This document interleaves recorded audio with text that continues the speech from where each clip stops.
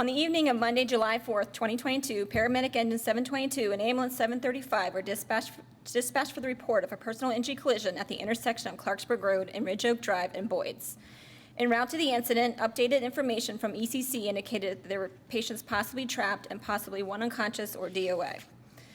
Upon arrival to the scene, paramedic engine 722 found a two-car head-on collision with one patient who appeared to have significant injuries pinned in one vehicle and another patient from the second vehicle who has self-extricated and appeared to have minor injuries. The officer of paramedic engine 722 requested a rescue squad for extrication and another ALS transport unit to the scene.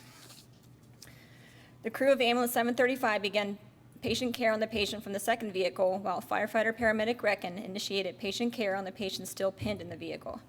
The patient was semi-conscious, confused, and alert to painful stimuli.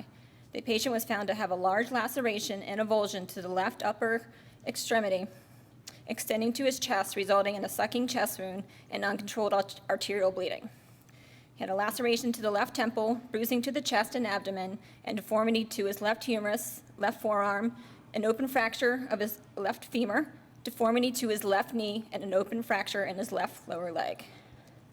Firefighter paramedic Reckon applied 2 chest seals to the sucking chest wound. The arterial bleed was too high on the arm for a tourniquet, so an Israeli bandage was applied to help control the bleeding. At this time, Rescue Squad 729 arrived on scene to begin extrication of the pinned patient. A hose line was pulled from the engine and charged while the squad crew worked on removing the pinned patient. Due to the amount of intrusion into the passenger compartment, the squad crew had to stabilize the car using step chocks, utilize the spreaders and cutter to remove the driver's door and the roof in order to be able to access the patient. Cervical spine precautions were taken, a collar was applied to the patient, and he was secured to a backboard.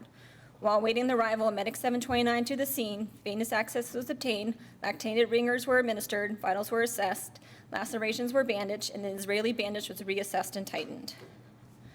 Upon the arrival of Medic 729, the patient was moved to the transport unit and another trauma assessment was conducted. The patient was still bleeding from the arterial site, so the direct manual pressure was applied to the artery for the duration of transport. Suburban trauma was notified via EMRC and the patient condition began to improve slightly.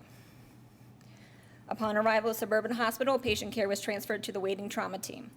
Once in the trauma bay, the patient was given blood transfusions to stabilize his blood pressure, and he was moved to the CT scanner.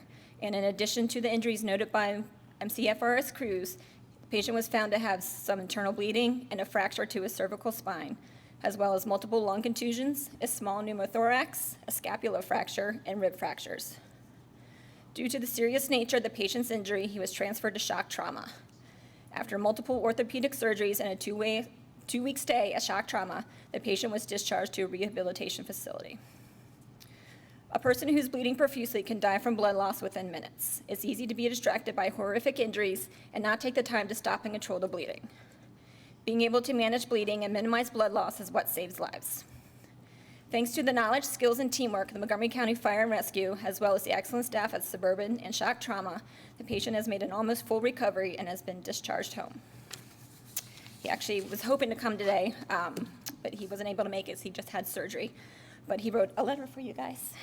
The thing about this case is the patient was actually a family member of one of us, and actually somebody at Station 22. So it makes it even think a little bit more meaningful. This message goes out to all the brave men and women of Montgomery County Fire and Rescue EMS who go above and beyond every single day. I would like to greatly thank the personnel who responded to an emergency medical call the night of July 4th, 2022. There's not a day that goes by where I don't pray for the heroes that saved my life, because without them, I wouldn't be here. I am forever in debt with the great Montgomery County Fire Rescue EMS team. If there's one thing I've learned is that God has a purpose and plan for each and every one of us. I have spent my whole life searching for that meaning, but I believe I found it. My life has been completely transformed, and I can honestly say that I'm a better father, husband, and friend. Having a near-death experience really opened my eyes and made me realize what's important in my life. I used to take things for granted, but now I give thanks to the Lord, whether it's good or bad, because He's in complete control. Again, thank you for rescuing me that night. I understand that it was not easy, but the team did everything in their power to make sure I was going to be okay.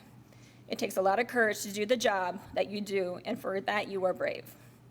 I can't imagine the things that you see on a daily basis, but know that God gives you strength to keep moving forward. There aren't enough words to express my gratitude, but I hope that you understand. Take care and God bless.